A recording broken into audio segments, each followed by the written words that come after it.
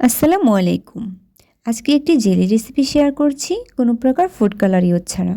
বাড়িতেই যদি এরকম একটা জেলি বানানো যায়, তাহলে বাজার থেকে চড়া দামে কিনে খেতে হবে না।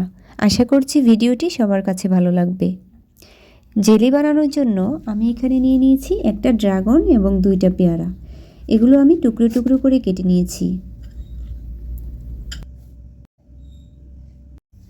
এখন চুলায় একটি প্যান বসিয়ে দিয়ে দিচ্ছি 2 কাপ পরিমাণ পানি।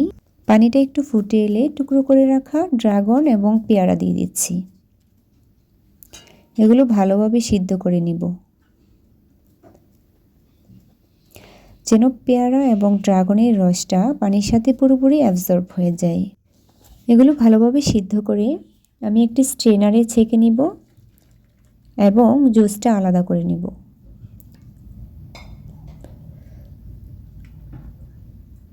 এখানে আমার 2 কাপ পরিমাণ জুস হয়েছে।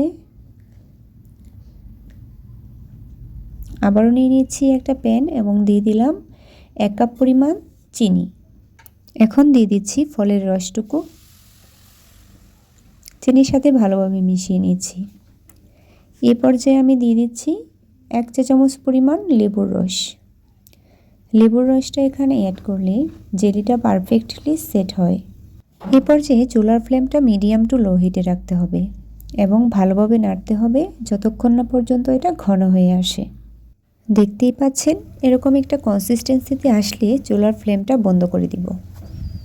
এখন আমি যে পাত্রে জেলি সেট করব, সেই পাত্রে হাফ হাফ করে জেলির মিক্সারটা দিয়ে দিব এবং এটা রুম টেম্পারেচারে রাখতে হবে 4 থেকে 5 ঘন্টা সময়।